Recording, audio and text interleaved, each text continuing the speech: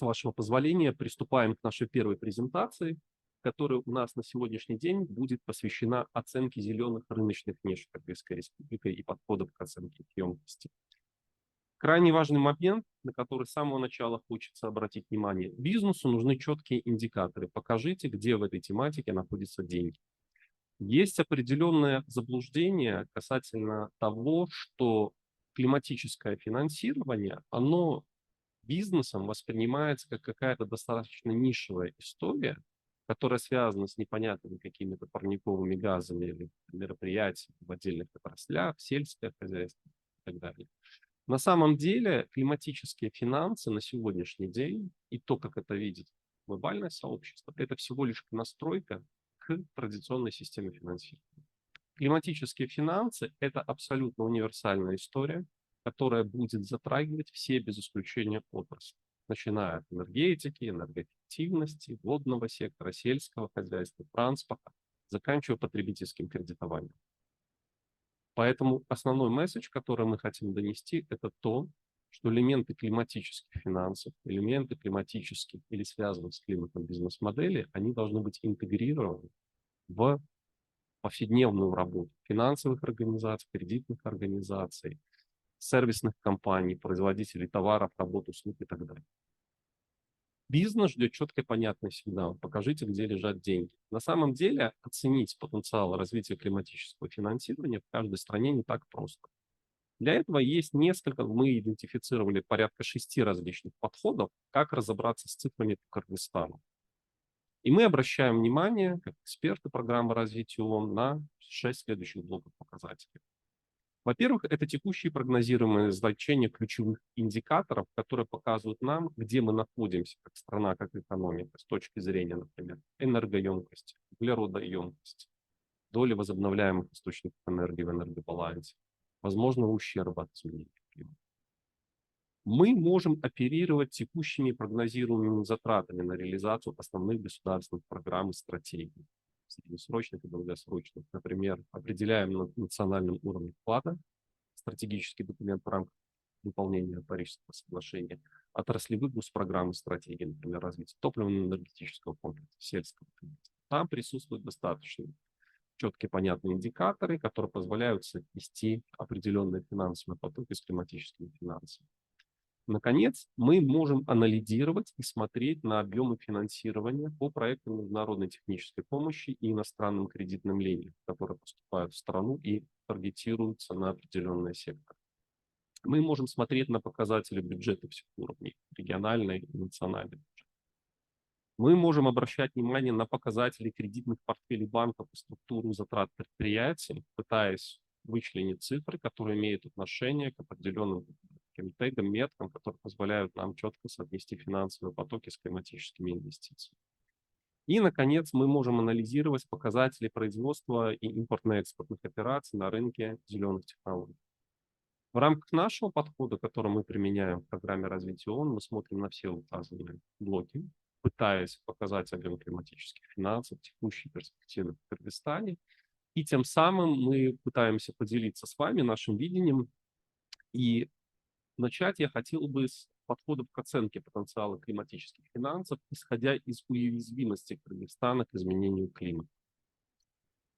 Дело в том, что тематика климатических финансов, она во многом обусловлена тем, таким эффектом, немножко историческим экскурса проведу, что климат меняется, и в глобальном масштабе все видят необходимость принятия неких мер, которые позволят эти негативные последствия смягчить.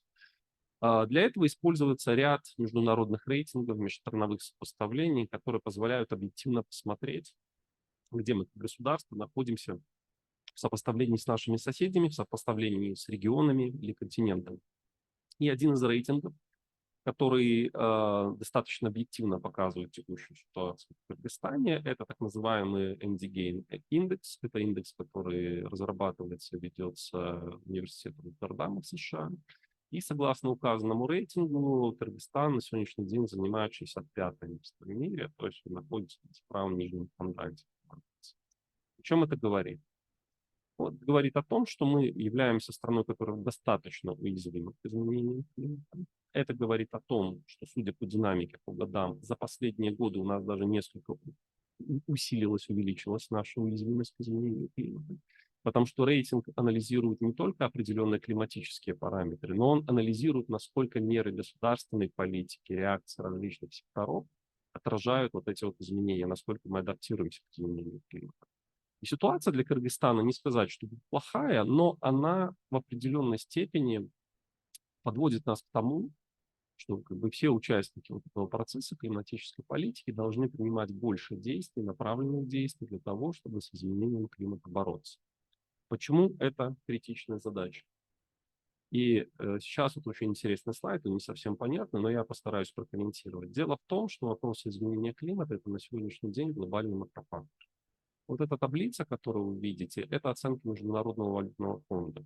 Международный валютный фонд и команда экспертов, которые работали там, провели моделирование долгосрочных последствий изменения климата для Кыргызстана и для других стран с помощью 3 различных климатических моделей. И то, что вы видите здесь, это потенциал потери валового национального дохода Кыргызстана в процентах от ВВП при определенных сценариях изменения климата. И основной месседж следующий, что если мы ничего не будем делать, к 2100 году наши потери ВВП могут достигнуть 6%. Это колоссальная цифра на самом деле, даже для относительно небольшой экономики. Вы, как люди, работающие с экономикой, знаете, что такое добиться прироста ВВП хотя бы в 1%. Поэтому такого рода сценарии оценки, они воспринимаются как такое побуждение к действию со стороны и органов государственного управления, и бизнеса. То есть проблематика изменения климата – это на сегодняшний день, если судить по вниманию Международного валютного фонда на указанный вопрос, это настолько серьезный макрофактор, что государственная политика, международная финансовая политика, кредитно-денежная политика этот фактор учитывать должна на всех этапах работы. Поэтому наша задача состоит в том, чтобы также указанный акцент, указанный аспект интегрировать в бизнес-модели, в процессе стратегического оперативного планирования бизнеса Кыргызстана. Следующий показатель или блок показателей, на который мы внимательно смотрим с точки зрения оценки перспектив климатических финансов в Кыргызстане, это оценка и динамика ключевых показателей энергоэффективности и декарбонизации экономики. Опять же, очень удобно посмотреть на ряд индикаторов, которые позволяют нам получить четкие сигналы, где находятся деньги в этой сфере. Если мы посмотрим на левую часть, на левую диаграмму, это динамика конечного потребления. Мы увидим, что для Кыргызстана за последние годы есть очень четко выраженная тенденция, что ключевым потребителем энергии, энергоресурсов и, соответственно, ключевым источником выбросов парниковых газов использованием энергии является жилищный сектор. О чем это нам говорит? Это говорит о том, что любые финансовые инструменты, которые мы будем разрабатывать, любые бизнес-модели, которые мы будем тестировать для Кыргызстана, они должны учитывать структуру энергобаланса и тот потенциал сокращения энергопотребления, выбросов парниковых газов, который сосредоточен. И это говорит о том, что жилищный сектор Кыргызстана потенциально является одним из крупных таких вот бенефициаров новой инфраструктуры финансирования. То есть мы должны с вами, думая над тем, что нужно рынку, в первую очередь учитывать то, где сосредоточен наибольший потенциал снижения выбросов, повышения энергоэффективности. То есть на жилой сектор во многом, несколько в меньшей степени на сектор услуг и промышленность должны быть таргетированы наши финансовые продукты. И это достаточно сложная задача, к которой мы неоднократно будем сегодня возвращаться. Второй вопрос, на который мы пытаемся получить ответ, насколько успешными были наши действия, которые государство, бизнес, международные партнеры принимали на протяжении достаточно длительного периода времени. И для этого у нас есть тоже два хороших индикатора, которые позволяют, во-первых, посмотреть динамику энергоемкости ВВП, то есть сколько энергии мы расходуем на $1 США.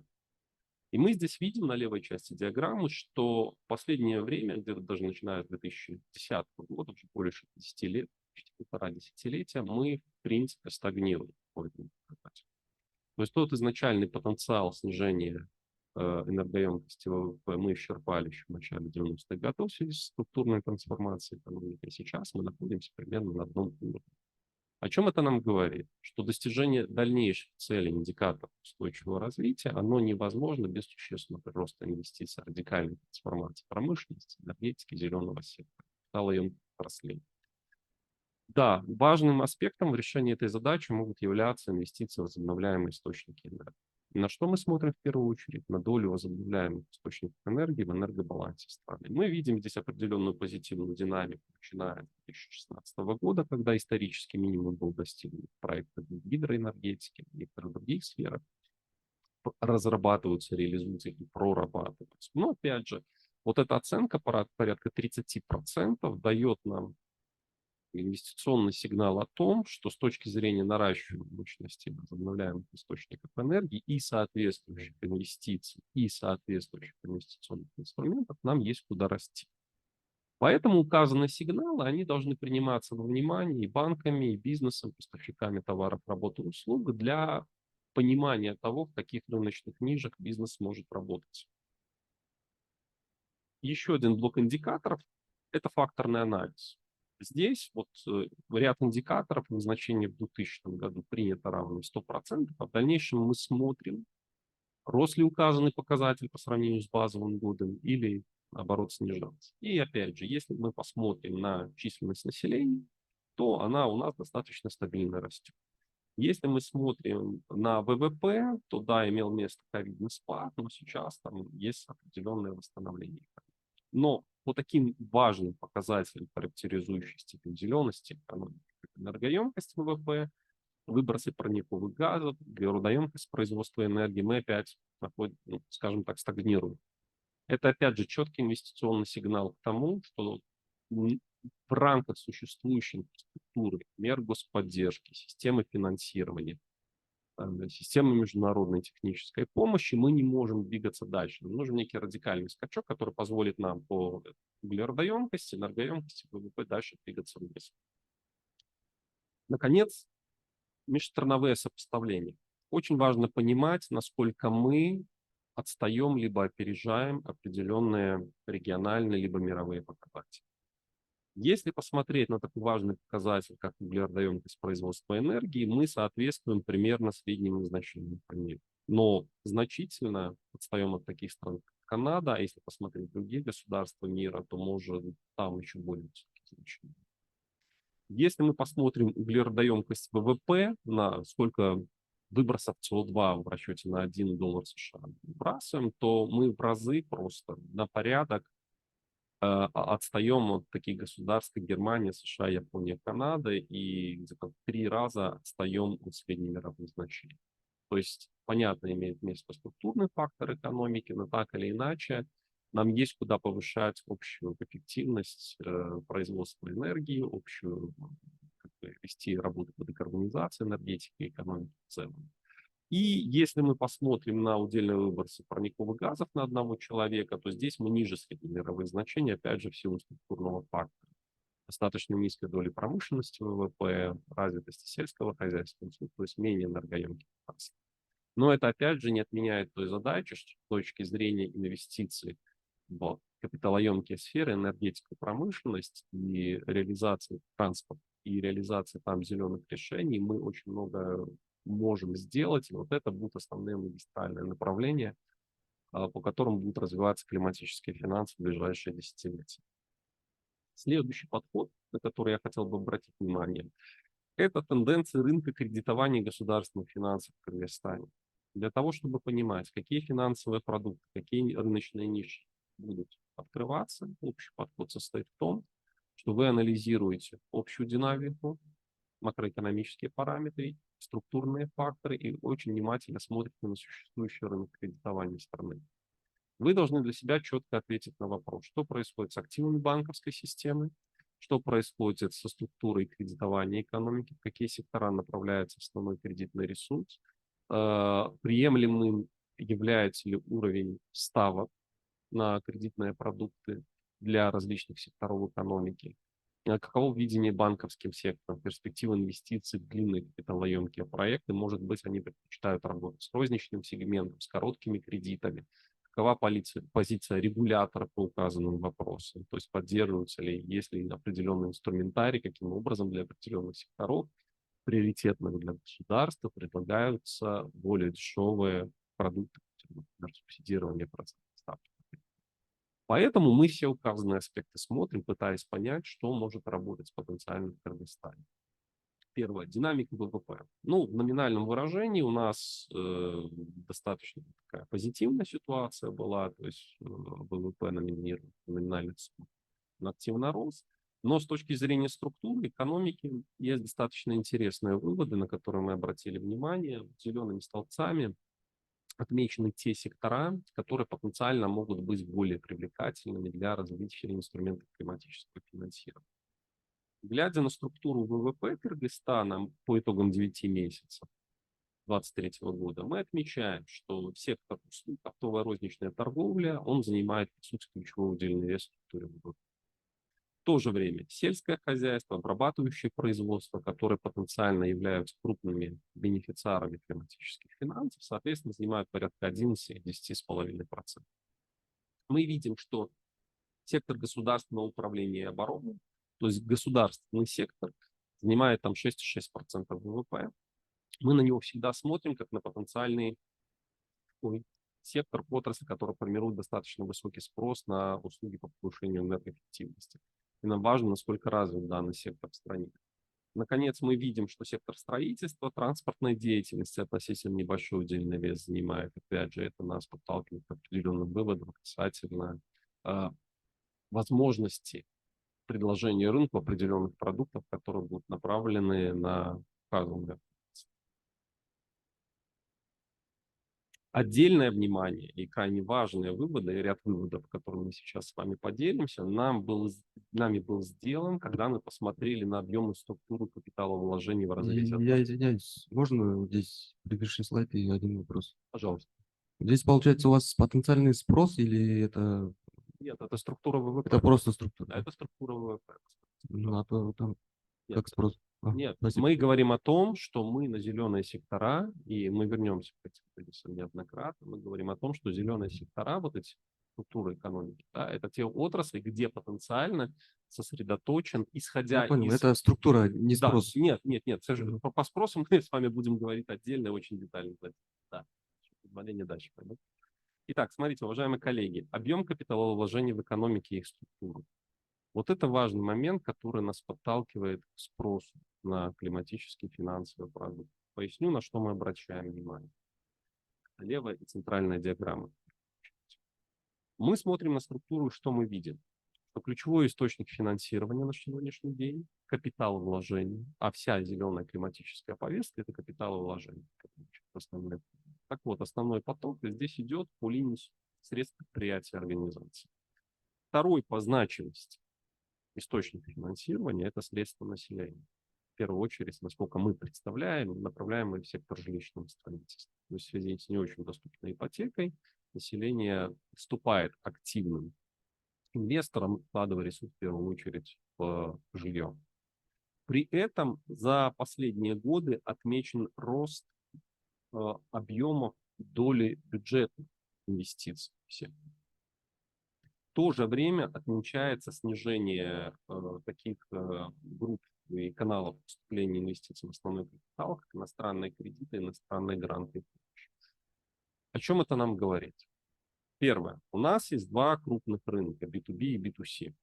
То есть есть бизнес, есть население, которое выступает достаточно большим активным источником инвестиций. Соответственно, и наши финансовые продукты в сфере зеленого сектора, зеленой экономики, которые мы должны делать и предлагать, они должны не только фокусироваться на предприятиях, организациях. Мы сегодня неоднократно вам покажем, что сектор зеленой экономики, климатических финансов, особенно в развитых странах мира, это в значительной мере потребительский сектор, который предъявляет очень большой спрос на указанные товары. Наша задача предложить рынку соответствующие продукты. Далее мы видим, что особенно по итогам 9 месяцев 2023 года возросла доля и номинальный объем бюджетных ресурсов, которые направляются при одновременном снижении прямых иностранных инвестиций, иностранных кредитов, иностранных грантов. Это достаточно тревожный на самом деле сигнал, потому что здоровая финансовая система, она предпочитает тратить бюджетный ресурс на решение социальных задач, образования, здравоохранения, обороны, безопасности и так далее. А капитальные затраты за счет бюджетных средств, это не есть самая хорошая практика. Это в основном критические области. В нашем случае, формируя конфигурацию будущей системы климатического финансирования, мы должны по возможности замещать бюджетные капитальные инвестиции коммерческими продуктами, либо ресурсами, полученными по каналам международных организаций, кредитования по линии международных финансовых организаций, длинные лишения и так далее. Поэтому для нас указанная структура капитальных инвестиций дает достаточно несколько таких серьезных сигналов, на которые мы в обязательном порядке смотрим, когда смотрим на динамику. Наконец, правая диаграмма, она показывает затраты на охрану окружающей среды, затраты на жилищно-коммунальные услуги по линии госрасходов. И мы видим, что этих ресурсов критически недостаточно. Сегодня мы вам покажем реальную потребность рынка в инструментах климатического финансирования. Мы видим, что существующими бюджетными расходами, единицы буквально процентов могут покрыться от указанной потребности. То есть фиксируем основные выводы. Структура капитальных затрат, она на сегодняшний день не совсем эффективна и не отражает долгосрочных целей и задач развития государства. Во-вторых, у нас есть определенная тревожная тенденция, связанная с уменьшением объема доли ресурсов, которые поступают по международным каналам. А мы сегодня очень детально посмотрим, почему это важно, где бизнес может работать с этими ресурсами. И мы видим потенциально емкую рыночную нишу населения, которая на самом деле большой спрос на указанные продукты и услуги предлагает. Следующий аспект, на который хотелось обратить внимание, это тенденции рынка кредитования в Кыргызстане. Мы посмотрели на активы коммерческих банков, миллиарда сомов. Здесь видно в номинальном выражении достаточно активный такой устойчивый рост. Помним, не забываем про инфляцию, естественно. Но вторая диаграмма, единственное, там не миллионов, миллиардов сом по итогам 11 месяцев 2023 года. Что мы видим? Вот портфель вновь выданных кредитов, куда он уходит. Основной объем идет в торговлю, коммерческие операции, то есть финансирование, по сути, сервисов, торговли, краткосрочные финансовые продукты. И второй сегмент по важности — потребительское кредитование. То есть опять у нас появляется население, которое является активным заемщиком, берет потребительские кредиты. В то же время кредиты на сельское хозяйство — это всего лишь половина объемов потребительских кредитов, понятно почему. А дальше в разы просто идет меньше объем на транспорт, промышленность, социальные услуги, строительство и так далее. Обратим внимание, что ипотека занимает порядка 10 всего лишь миллиардов сомов по итогам 11 месяцев. То есть ипотечный рынок не развит, хотя во всем мире очень активно работает зеленая ипотека, когда вы строите новые индивидуальные, особенно активные дома.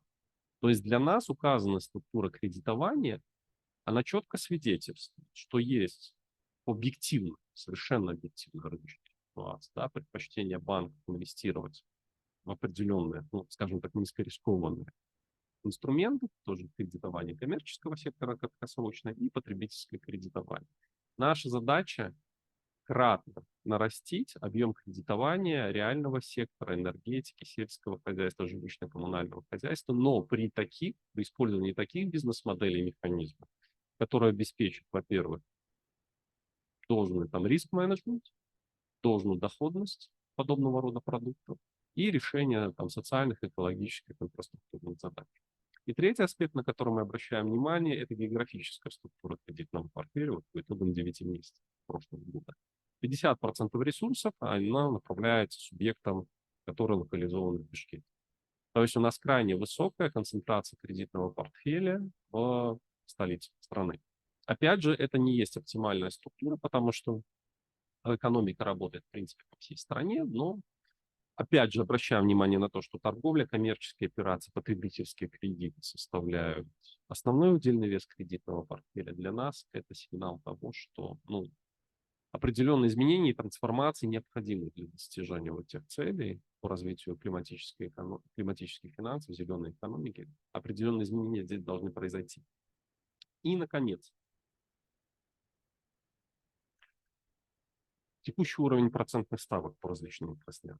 Опять же, ну, зеленые столбцы – это наши целевые сектора, куда имеет смысл направлять и таргетировать финансовые климатические продукты. Мы видим, что, в принципе, текущий уровень процентных ставок, он достаточно высок, он обусловлен, собственно, ставкой рефинансирования, но при указанных ставках обычное коммерческое финансирование, там 95% проектов, например, по повышению энергоэффективности будет коммерчески нецелесообразно.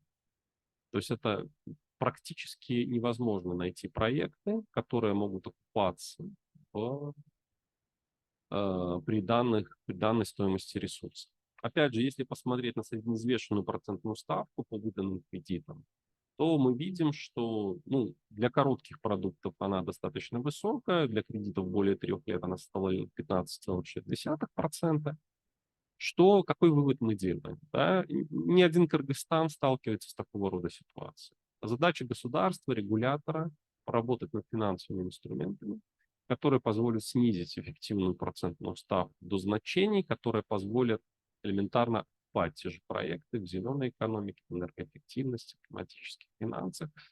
И, скажем, это работающие инструменты, про которые мы сегодня будем говорить более подробно. Следующий подход, на который мы смотрим, это объемы импортно-экспортных операций в Кыргызстане.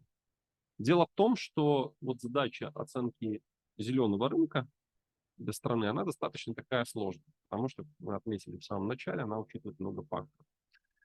Для чего нужна стране зеленая таксономия, на которую мы будем тоже обращать внимание сегодня. Это классификация видов экологической устойчивой деятельности, которая включает в себя и возобновляемую энергетику, энергоэффективность, и зеленые здания, и предотвращение, контроль загрязнений, и всевозможные решения для воды и отходов, и определенные решения для сельского хозяйства, лесного хозяйства, экологически чистого транспорта и так далее. Что мы сделали? Мы посмотрели нетто-импорт, то есть импорт минус экспорт, по нескольким десяткам товарных позиций, которые можно отнести к зеленому сектору и охватываются потенциально зеленой таксономией Кыргызстана, который будет разработан, надеемся, в 2024.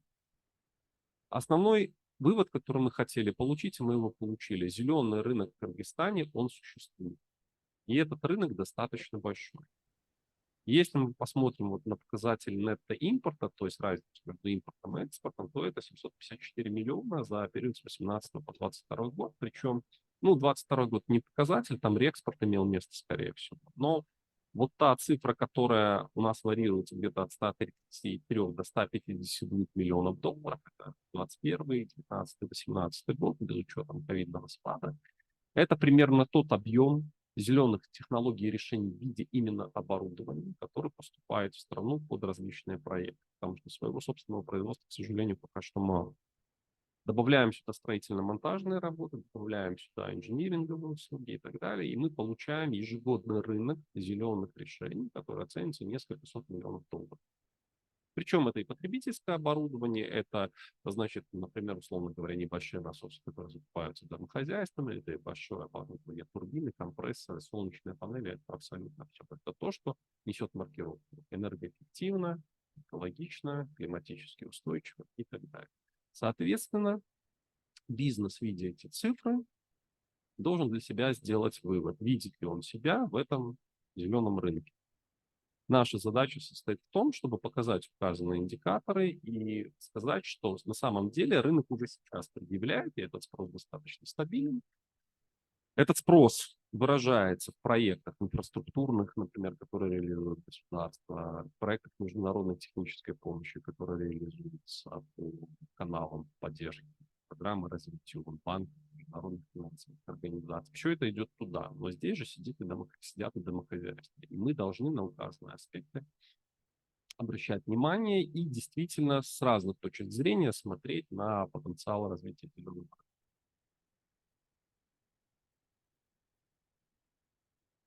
Следующий подход, на который мы хотели обратить внимание, это объемы ресурсов, которые поступают в страну, исходя из данных по международной технической помощи и кредитованию международными финансовыми институтами в Кыргызстане. Причем мы дальше с вами во второй презентации очень детально посмотрим, какие деньги от кого заходят, как они направляются, распределяются. Но сейчас мы хотели остановиться на региональных сопоставлениях. У нас вчера с представителями органов госуправления была интересная дискуссия такая, и я могу поделиться своим предыдущим опытом работы в государствах Центральной Азии. На самом деле мы Кыргызстан ставим в пример вашим соседям, исходя из объемов технической помощи, которую вы получаете, направляете на экологически устойчивый проект. Дело в том, что если посмотреть на абсолютные показатели, да, то вот вы в период с 2011 по 2021 год, где-то к вам пришло 615 миллионов долларов на указанные проекты. На Узбекистан тоже пришло 3,3 миллиарда, включая грантовые и кредитные ресурсы. Но если посмотреть в расчете на одного человека в год, то Кыргызстан является региональным лидером. Там 8,57 долларов США на человека в год заходила такого рода ресурс. Ну, на самом деле это относительно хорошая такая цифра. И если посмотреть на структуру указанных ресурсов, о чем она нам говорит, правая диаграмма, где-то 80, свыше 80% указанных ресурсов, оно поступало по каналам грант, то есть безвозмездной помощи. А порядка 19% это заходили кредиты международных финансовых организаций. К каким выводам это нас подталкивает? Мы на сегодняшний день приблизились к такому естественному пределу и ресурсов, грантов, которые мы можем получить на зеленые проекты от наших международных доноров. Соответствующее наращивание ресурсов по указанному направлению возможно только если мы там кратно, существенно повысим активность работы с этими донорами, что потребует серьезных усилий по подготовке новых проектов, либо сможем расширить пул доноров, с которыми мы работаем. И мы нашим партнерам и вам сегодня покажем, с какими донорами, с какими структурами, международными финансовыми организациями имеет смысл работать в Кыргызстане для того, чтобы нарастить портфель зеленых проектов. И второй способ – это наращивать портфель кредитования по линии международных финансовых организаций, которые предоставляют длинный дешевый ресурс для реализации этих приоритетных задач абсолютно во всех отраслях, от транспорта и энергетики, заканчивая сельским и лесным хозяйством. Поэтому здесь, глядя на сопоставление Кыргызстана с соседями, Казахстаном, Таджикистаном, Узбекистаном, мы можем видеть, что Кыргызстан выглядит на самом деле достаточно неплохо. Наша задача является в том, чтобы эти позиции укрепить и развить, при этом открывая новые рыночные ниши для бизнеса. Да, пожалуйста. Дастан Абдулдаев. Я хотел просто уточнить. При рассмотрении данных направлений вы учитывали региональные проекты, так как региональных проектов у остальных стран тоже достаточно много. Хотел просто уточнить. Или это только национальные проекты? Смотрите, мы учитывали национальные проекты, потому что по региональным проектам не всегда понятно, какая доля ресурсов ушла на конкретную страну региона. Если вы учитываете по всем 4 странам национальные проекты, вы неопределенность убираете. Но с учетом региональных проектов там будет другая информация. Просто надо будет учесть постоянно. Мы Спасибо. это учтем, да, во второй презентации мы вам покажем и расскажем, почему мы, например, всегда смотрим несколько источников. Более того, по разным источникам мы получаем разные оценки. Вот почему нашу презентацию мы сказали, что не пытайтесь найти аптековскую точность, каков размер зеленого рынка Кыргызстана. В зависимости от того, как вы считаете, на что вы смотрите, вы получите существенный разброс оценок. Но сопоставление всех источников данных дает вам очень четкую картину. Спасибо. Уместный вопрос. Мы обязательно методологию еще посмотрим дальше в второй презентации. И, коллеги, наконец, важный вопрос, на который хочется обратить внимание, это потенциал зеленого рынка и климатического финанса, исходя из стратегических документов в сфере климатической политики Кыргызстана. У нас есть основной святой Грааль, основной основополагающий документ, климатическая конституция, не побоюсь этого слова, определяемый на национальном уровне вклада. Это документ, который формализует обязательства Кыргызстана в рамках Парижского соглашения, глобального Парижского соглашения по изменению климата 2015 года, принять на себя определенные обязательства по декарбонизации экономики, по наращиванию адаптационного потенциала и борьбы с негативными последствиями изменения климата. То есть у нас есть достаточно амбициозные обязательства, но эти обязательства являются функцией объемов международной помощи и поддержки, которую Кыргызстан может получить.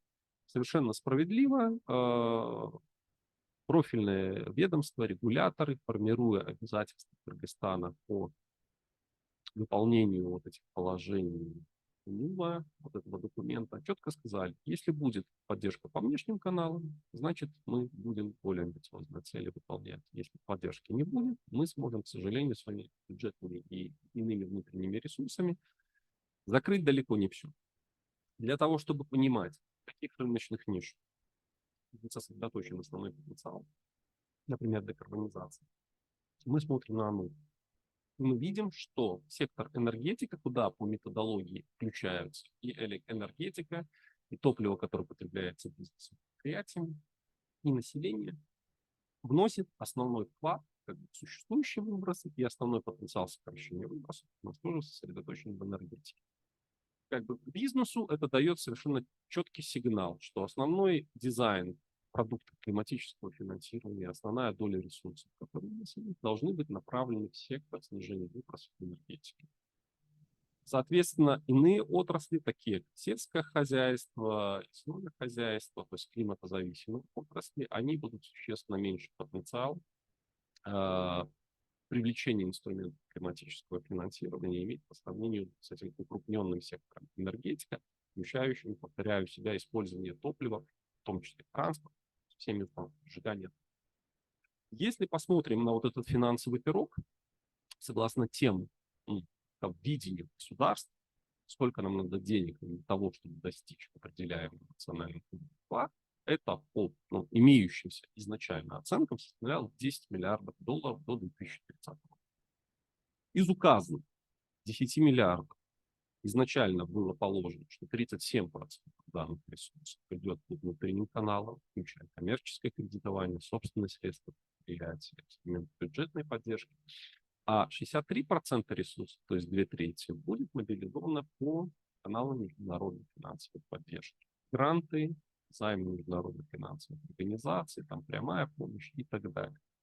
Исходя из этих объемов, которые нам требовались, которые государство продекларировало необходимым, уже сейчас можно сделать определенные промежуточные выводы. И далее мы вернемся. К сожалению, пока что на этот трек финансирования мы не выходим. Мы достаточно неплохо работаем по международной технической помощи, но с точки зрения мобилизации внутренних ресурсов, имеющихся у Казахстана, здесь, к сожалению, пока что есть над чем работать. Вот почему климатическое финансирование, вот эта оранжевая верхняя часть, 37%, вот почему особо надежды возлагаются здесь на бизнес, на частный сектор. И задача государства состоит в том, чтобы создать инструментарий, который позволит сделать вот этот пирога 37% привлекательным для всех национальных игроков. Если мы посмотрим на следующий слайд, как у нас распределяется вот этот финансовый пирог, вот эти сегменты рынка между митигацией и адаптацией. Ну, еще раз, митигация – это то, где мы напрямую снижаем выбросы парниковых газов. Будь то в энергетике, промышленности, сельском хозяйстве, лесном хозяйстве, секторе отходов и так далее. Когда мы смотрим на вот сектор прямой декарбонизации, прямого физического снижения объемов выбросов парниковых газов, мы опять же смотрим и видим, что есть сектор энергетики, который предъявляет потенциально спрос по ранее выполненным оценкам, сейчас они немножко скорректированы, где-то на 7,2 миллиарда долларов США. Вот вам рыночная ниша, которая должна быть заполнена соответствующими инструментами. Все остальное, будь то сельское хозяйство, лесное хозяйство, с точки зрения потенциала сокращения парниковых газов, это на несколько порядков меньше потенциальный спрос. Но если мы смотрим на адаптацию, адаптация – это не снижение выбросов парниковых газов, это то, как мы адаптируемся к тому, что уже произошло. Климат изменился, нам надо бороться с засухой, нам надо бороться с обезлесиванием. Вот в секторе адаптации основной рыночный потенциал порядка 2 миллиардов долларов нам надо инвестировать в сектор водоснабжения, водоотведения. Порядка 276 миллионов долларов нам потребуется на сектор сельского хозяйства.